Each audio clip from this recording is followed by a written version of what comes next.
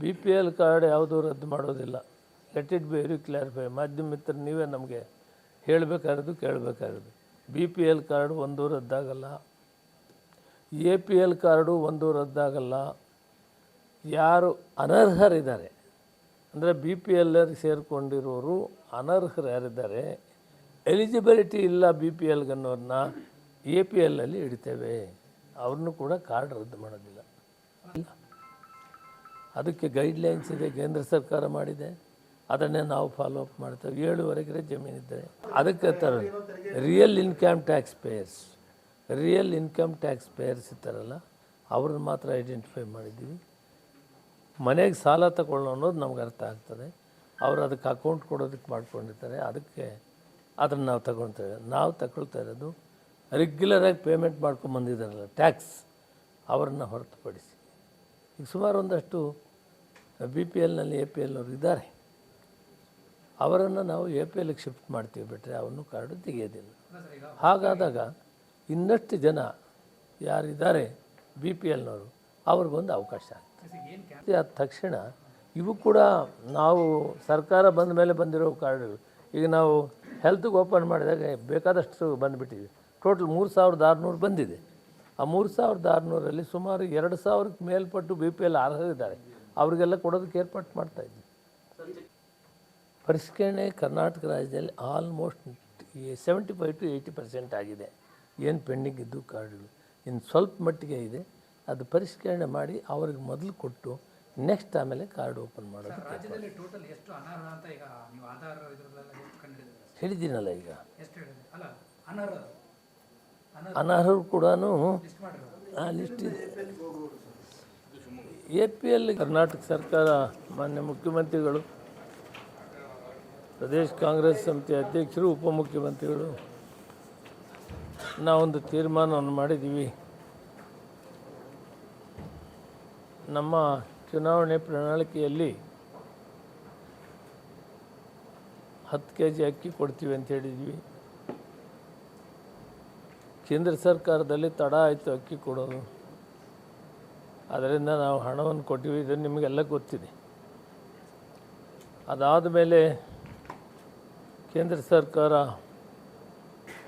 ಅಕ್ಕಿ ಕೊಡೋದಾಯಿತು. ನಾವೇ ಪರ್ಚೇಸ್ ಮಾಡಿ ಕರ್ನಾಟಕ ಸರ್ಕಾರ ಏನು ನಾವು ವಚನ ಕೊಟ್ಟಿದ್ವಿ ಅದರಂತೆ 5 kg ಅಕ್ಕಿಯನ್ನು ಕೊಟ್ಟಿವಿ. ಇತ್ತೀಚೆಗೆ ಅಕ್ಕಿ 10 kg ಕೊಟ್ಟ ಮೇಲೆ ಸ್ವಲ್ಪ ಉಪಯೋಗ ಕಡಿಮೆ ಕಾಣಿಸ್ತು. ಬೇರೆ ಕಡೆ ಅಕ್ಕಿ ಕಾಳು ಸಂತೆಗೆ ಹೋಗೋದು ನಮ್ಮ ಗಮನಕ್ಕೆ ಬಂತು. ಜೊತೆಗೆ ಎಲ್ಲ ಗ್ರಾಹಕರು ಕೂಡ ನಮಗೆ ಬೇಳೆ, ಎಣ್ಣೆ, ಸಕ್ಕರೆ, ಉಪ್ಪು ಇಂಥವು ಕೊಟ್ಟರೆ ಮನೆಯಲ್ಲಿ ನೇರವಾಗಿ ಉಪಯೋಗ ಆಗ್ತದೆ ಅಂತ 100ಕ್ಕೆ 90% ಗ್ರಾಹಕರು ನಮಗೆ ವರದಿ ಕೊಟ್ಟರು. ಸರ್ವೆ ಮಾಡಿದ್ವಿ. ಸರ್ವೆನಲ್ಲಿ ಅದಾದ ಮೇಲೆ ಮುಖ್ಯಮಂತ್ರಿಗಳ ಹತ್ರ ನಾನು ಚರ್ಚೆ ಮಾಡಿದೆ. ಇತ್ತೀಚೆಗೆ ಕ್ಯಾಬಿನೆಟಲ್ಲಿ ತೀರ್ಮಾನ ಆಗಿದೆ. ಕೇಂದ್ರ ಸರ್ಕಾರದಿಂದ ಕೊಡೋ 5 kg ಅಕ್ಕಿ, ಅದರಲ್ಲಿ 3 kg ಅಕ್ಕಿ, 2 kg ರಾಗಿ ಇರ್ತದೆ.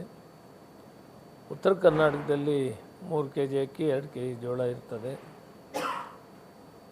ದಕ್ಷಿಣ ಕರ್ನಾಟಕದಲ್ಲಿ ರಾಗಿ 3 kg ಮಾಡೋಣ ಅಂತ ಕೂಡ ಯೋಚನೆ ಮಾಡ್ತಾಯಿದ್ದೀವಿ.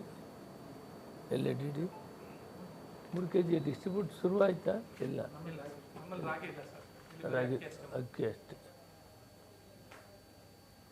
ಜೊತೆಗೆ ಈಗ 5 kg ಅಕ್ಕಿಗೆ ಬದಲಾಗಿ ಆದಷ್ಟು ಬೇಗ 1-2 ತಿಂಗಳೊಳಗಡೆ ನಾವು ಕಾನೂನು ಪ್ರಕಾರ ಟೆಂಡರ್ ಕರೆದು ಟೆಂಡರಲ್ಲಿ ಭಾಗವಹಿಸ್ತಾರೆ.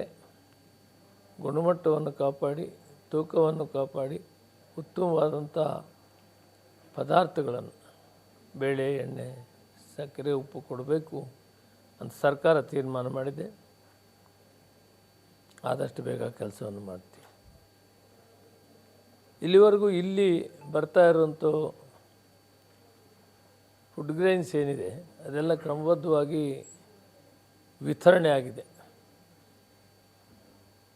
ಕೆಲವರು ಇನ್ನೂ PDS ಫೇರ್ ಪ್ರೈಸ್ ಡಿಪೋಗಳಿಗೆ ಕಮಿಷನ್ ಬಂದಿಲ್ಲ ಅಂತೊಂದಿತ್ತು.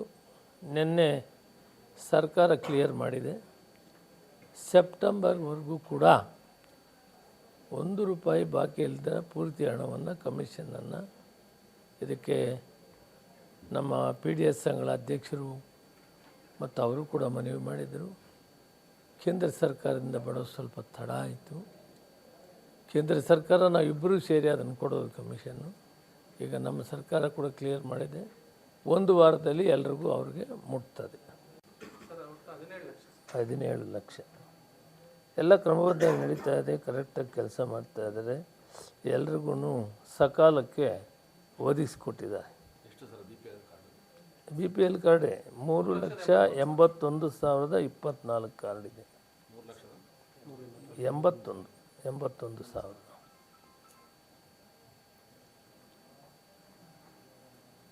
ಶಿವಮೊಗ್ಗಕ್ಕೆ ಸಂಬಂಧಪಟ್ಟ ಹಾಗೆ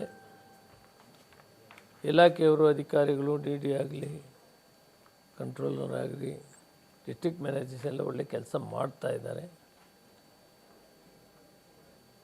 ಬೇರೆ ಅಂಗಡಿಗಳು, ಬೇರೆ ಗೋಡೌನ್ಸಲ್ಲಿ, ನಮ್ಮ ಗೋಡೌನ್ಸ್ ಬಿಟ್ಟು ಬೇರೆದು ಕೂಡ ಕಾನೂನು ಪ್ರಕಾರ ಅಳತೆ ಚೆಕ್ ಮಾಡೋದಕ್ಕೆ, ಸ್ಟಾಕ್ ಚೆಕ್ ಮಾಡೋದಕ್ಕೆ ನಮ್ಗೆ ಅಧಿಕಾರ ಇದೆ. ಲೀಗಲ್ ಮೆಟ್ರಾಲಜಿ ಡಿಪಾರ್ಟ್ಮೆಂಟವರು ಒಂದು 4-5 ಕಡೆ ಸರ್ವೆ ಮಾಡಿ ಪೆನಾಲ್ಟಿ ಕೂಡ ಹಾಕಿದ್ದಾರೆ. ಇಲಾಖೆ ಗೋಡೌನ್ಸ್ ಏನಿದೆ ಅವೆಲ್ಲ ಕೂಡ ಕ್ರಮಬದ್ಧವಾಗಿ ಸ್ಟಾಕು ಕರೆಕ್ಟಾಗಿದೆ. ಈ ತಿಂಗಳಲ್ಲಿ ಕೊಡಬೇಕಾಗಿರೋದು ಕೂಡ ಈಗೇನು ಇಷ್ಟರಲ್ಲೇ ಪೂರ್ತಿ ಆಗ್ತದೆ. ಅದಾದ ಮೇಲೆ ಪ್ರತಿ ತಿಂಗಳು ನಾವು ಕೊಡೋ ದವಸ ಧಾನ್ಯಗಳನ್ನು 10ನೇ ತಾರೀಕು ಪ್ರತಿ ತಿಂಗಳು ಕೊಡಬೇಕಂತ ಆದೇಶ ಇದೆ. ಈ ವರ್ಷ ಮಾತ್ರ, ಈ ತಿಂಗಳು ಮಾತ್ರ ಸ್ವಲ್ಪ ತಡ ಆಗಿತ್ತು. ನೆಕ್ಸ್ಟ್ ಮಂತಿಂದ ಕರೆಕ್ಟಾಗಿ ಸಕಾಲಕ್ಕೆ ಕೊಡ್ತೀವಿ. ಈ ತಿಂಗಳೇ ಮೊದಲಿಂದ ಪ್ರತಿ ತಿಂಗಳು ಕೂಡ ನಾವು 10ನೇ ತಾರೀಕು ಕೊಡುವಂಥದ್ದು ಮಾಡ್ಕೊಂಡಿದ್ದೀವಿ. ಸಮರ್ಪಣೆ ನಡೀತಾ ಇದೆ. ಎಲ್ಲಿ ಪಟ್ಟಿ? Very good. ಕರ್ನಾಟಕ ರಾಜ್ಯದಲ್ಲಿ ಟೋಟಲ್ ಅಂತ್ಯೋದಯ ಮತ್ತು BPL ಕಾರ್ಡ್ಗಳು ಟೋಟಲ್ ಕಾರ್ಡ್ಗಳು ಎಷ್ಟಿದೆ ಅಂದರೆ ಅಪ್ ಮಾಡಿಬಿಡಿ. 1,25,95,000 ಅಂತ್ಯೋದಯ ಮತ್ತು ಬಿಲೋ ಪಾವರ್ಟಿ ಲೈನ್ ಕಾರ್ಡ್ಗಳಿದೆ. ಇದರಲ್ಲಿ ನಾವು ಟೋಟಲ್ 4,50,00,000 ಜನರಿಗೆ ಇದರಿಂದ ಪ್ರಯೋಜನ ಆಗ್ತದೆ. ಸುಮಾರು 6.5 ಕೋಟಿ ಜನಸಂಖ್ಯೆ ಇದ್ದರೆ ಕರ್ನಾಟಕ ರಾಜ್ಯದಲ್ಲಿ 4.5 ಕೋಟಿ ಜನಕ್ಕೆ ಇದರ ಫಲಾನುಭವಿಗಳಾಗಿದ್ದಾರೆ. ಅವರಿಗೆಲ್ಲರಿಗೂ ಕೂಡ ಸೌಲಭ್ಯನೂ ಸಿಗ್ತಾ ಇದೆ. ಶಿವಮೊಗ್ಗದಲ್ಲಿ ನಾವು ಒಟ್ಟು ಕಾರ್ಡುಗಳು, ನೀವು ಶಿವಮೊಗ್ಗ ಕರೆಕ್ಟಾಗಿ ಬರ್ದಿಲ್ಲ ಅಲ್ಲ, ನೀವು 1 to 2, 3 to 4 ಮಾಡಿದ್ರಿ. ಇಲ್ಲ,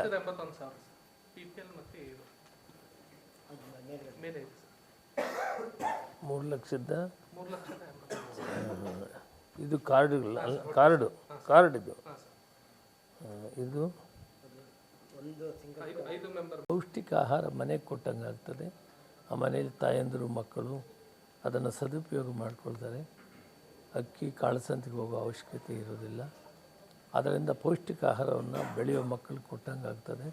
ಅದರಿಂದ ಸರ್ಕಾರ, ಮಾನ್ಯ ಮುಖ್ಯಮಂತ್ರಿಗಳು ಇದೊಂದು ನಿಲುವು ತೆಗೆದುಕೊಂಡಿದ್ದಾರೆ. ಇದನ್ನು ಆದಷ್ಟು ಬೇಗ ವಿತರಣೆ ಮಾಡೋಕ್ಕೆ ಕಾನೂನು ಪ್ರಕಾರ ಟೆಂಡರ್ ಮಾಡ್ತೀವಿ. ಟೆಂಡರ್ ಪ್ರೋಸೆಸ್ 1 ತಿಂಗಳು ತಗೊಳ್ತದೆ. ಅದಾದ ಮೇಲೆ ವಿತರಣೆಗೆ ಏರ್ಪಾಡುಗಳು ಮಾಡ್ತೀವಿ. BPL ಕಾರ್ಡ್ ರದ್ದತಿ ಬಗ್ಗೆ ಗೊಂದಲಗಳಿದ್ವು. ಭಾಳಷ್ಟು ಜನರಿಗೆ BPL ಕಾರ್ಡ್ ಯಾವುದೂ ರದ್ದು ಇಲ್ಲ. ಒಬ್ಬೊಬ್ರು ಕೇಳಿದ್ರೆ ಹೇಳ್ತೀನಿ, ಇವ್ರು ಕೇಳಿದ್ರೆ ಉತ್ತರ ಹೇಳ್ತೀನಿ. BPL ಕಾರ್ಡ್ ಯಾವುದೂ ರದ್ದು ಮಾಡೋದಿಲ್ಲ. Let it be very clarify. ಮಾಧ್ಯಮ ಮಿತ್ರರು ನೀವೇ ನಮಗೆ ಹೇಳಬೇಕಾಗಿರೋದು, ಕೇಳಬೇಕಾಗಿರೋದು. BPL ಕಾರ್ಡು ಒಂದೂ ರದ್ದಾಗಲ್ಲ. APL ಕಾರ್ಡು ಒಂದೂ ರದ್ದಾಗಲ್ಲ.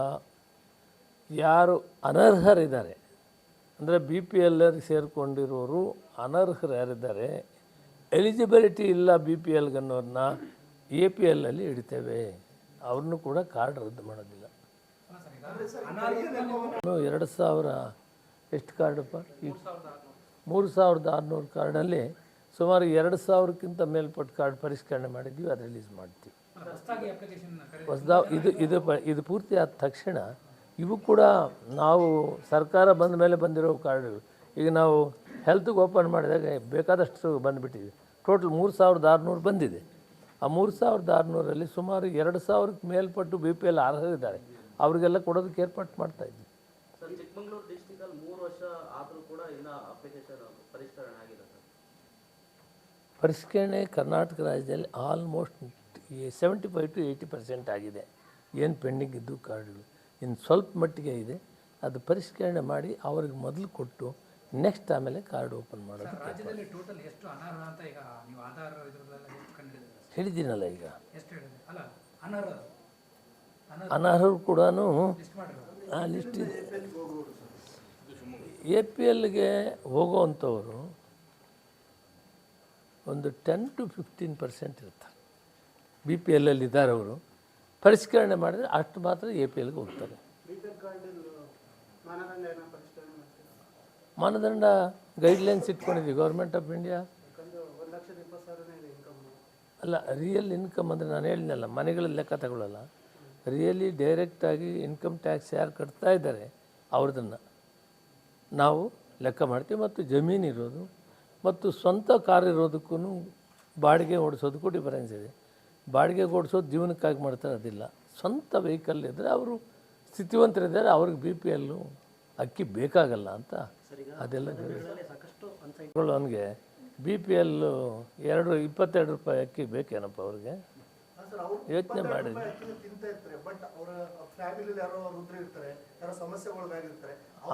ಅವರೆಲ್ರಿಗೂ ಅನ್ನ ಸುವಿಧಾ ಅಂಥೇಳಿ ಯಾರು ವೃದ್ಧರಿರ್ತಾರೆ, ಯಾರು 75 ವರ್ಷಕ್ಕೆ ಮೇಲೆ ಆಗಿರ್ತಾರೆ, ನಾವೇ ಡೈರೆಕ್ಟ್ ಅವ್ರ ಮನೆ ಬಾಗಿಲಿಗೆ ತಲುಪಿಸ್ತೀವಿ. ಅಂಥದ್ದು ಎಷ್ಟಿದೆ ಕಾರ್ಡ್ ನಿಮ್ಮ ಹತ್ರ? 200.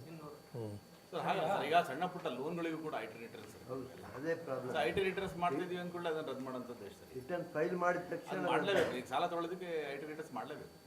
ಈಗ ಅವನು ಬಟ್ ರಿಟರ್ನ್ ಫೈಲ್ ಮಾಡಿದ್ರೆ ರದ್ದ. ಅಲ್ಲ, ನಿಮಗೆ ನಾನು ಕ್ಲಾರಿಫೈ ಮಾಡಿದ್ದೀನಿ. ನಾನು ಇದನ್ನು ಸೂಕ್ಷ್ಮವಾಗಿ ಕಂಡಿದ್ದೀನಿ.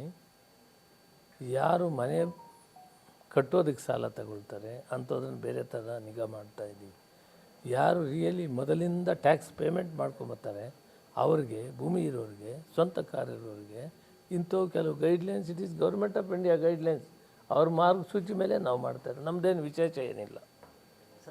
ನೀವು ಹೇಳಿದ್ದು ನನಗೂ ನಿಗಾ ಇದೆ. 1,20,000 ಹರಿಯ ಅನ್ನೋ ಅರ್ಥ ಇದೆಯಲ್ಲ, ಅದನ್ನು ನಾವು ಪರಿಶೀಲನೆ ಮಾಡ್ತೇವೆ. ಯಾಕೆ ಗೊತ್ತಾ ಸರ್, 1,20,000 ಯಾವ ಪ್ರಾಬ್ಲಮೆಟಿಕ್ ಅಂದರೆ ಈಗ ನಮ್ಮ ದೇಶದ ಈ ಇನ್ಫ್ಲೇಷನ್ 7% ಇದೆ. ಸೊ ಈಗ ಎಷ್ಟು ವರ್ಷ ಹಿಂದೆ ನೀವು ಡಿಸೈಡ್ ಮಾಡಿದ್ದದನ್ನು, ಈಗ ಅದನ್ನು ಎಲಿಜಿಬಿಲಿಟಿನೂ ಕೂಡ ಇನ್ಫ್ಲೇಷನ್ಗೆ ಅಡ್ಜಸ್ಟ್ ಮಾಡಿಕೊಂಡೇ ನೀವು ಇನ್ಕ್ರೀಸ್ ಮಾಡ್ಕೊತಾ ಹೋಗ್ಬೇಕು. ಅದು ಪರಿಶೀಲನೆ ಹಿಂದೆ ಇದ್ದಿದ್ದನ್ನೇ ಈಗಲೇ ಕನ್ಸಿಡರ್ ಮಾಡಿ ಪರಿಶೀಲನೆಯಲ್ಲಿದೆ. ಇದು ನಮ್ಮ ಗಮನದಲ್ಲಿದೆ, ಸರ್ಕಾರದ ಗಮನದಲ್ಲಿದೆ. ಇದಕ್ಕೆ ಯಾವ ರೀತಿ ಮಾಡಬೇಕು ಅಂತೇಳಿ ಪರಿಶೀಲನೆ. ನಾರ್ಮಲ್ಲಾಗಿ BPL ಹೋಲ್ಡರ್ಸ್ ನಿಮ್ಗೆ ಗೊತ್ತಿದೆ, ಕೂಲಿ ಕಾರ್ಮಿಕರು ಇರ್ತಾರೆ, ಬಡವರು ಇರ್ತಾರೆ, ಅವ್ರಿಗೇನು ಸೌಲಭ್ಯಗಳಿರಲ್ಲ, ಇದ್ರ ಮೇಲೆ ಡಿಪೆಂಡ್ ಇರ್ತಾರೆ. ಆ ಜನಕ್ಕೆ ಇದನ್ನು ಸೇರುವಂಥದ್ದು ಮುಖ್ಯವಾಗಿ. ತಾವು ಕೂಡ ಇದನ್ನು ಅರ್ಥ ಮಾಡ್ಕೊಳ್ತೀವಿ ಅಂತ ಭಾವಿಸಿದ್ದೀನಿ. One nation one ration card ಅಂತ ಸಾಕಷ್ಟು ಕಡೆ ಇನ್ನೂ ಇಂಪ್ಲಿಮೆಂಟ್ ಆಗಿಲ್ಲ. ಅಂದರೆ ತುರ್ತು ಸಂದರ್ಭಗಳಲ್ಲಿ ಅವರು ರೇಷನ್ನ ತೊಗೋಬೋದು ಯಾವುದೇ ಜಿಲ್ಲೆಗಳಲ್ಲಿ ಅಂತಿದೆ, ಇದೆ, ಕೊಡ್ತಾ ಇಲ್ಲ. ಇಲ್ಲ, ರೇಷನ್ ಕಾರ್ಡ್ ಡಬ್ಬಲ್ ಇದ್ದರೆ ಕೊಡಲ್ಲ. ಒಂದೇ ಯಾರು ಒನ್ ನೇಷನ್ ಒನ್ ಕಾರ್ಡ್ ತಗೊಂಡಿರ್ತಾನೆ ಅವನು ಕರ್ನಾಟಕ ರಾಜ್ಯ ಯಾವ ಫೇರ್ ಬೈ ಡಿಪೆಂಡಲ್ ಅಂದರೂ ಕೊಡೋಕ್ಕೆ ಕಾನೂನು ಇದೆ, ಕೊಡ್ತಾರೆ. ನೀವೇನಾದರೂ ಮಾಹಿತಿ ಇದ್ದರೆ ನಿಮಗೆಲ್ಲ ಕೊಡಲ್ಲ ಅಂತ ನಮ್ಮ ಡೆಪ್ಟಿ ಡೈರೆಕ್ಟರ್ ಆಫೀಸ್ ನೀವು ಮಾಹಿತಿ ಕೊಡಿ, ತಕ್ಷಣ ಕೊಡಿಸೋಣ. ಅದನ್ನೆಲ್ಲಿ ನಿಲ್ಲಿಸೋಂಗಿಲ್ಲ. ಅದು ಸೆಂಟ್ರಲ್ ಗೌರ್ಮೆಂಟ್ ಮಾಡಿರೋ ಕಾನೂನು.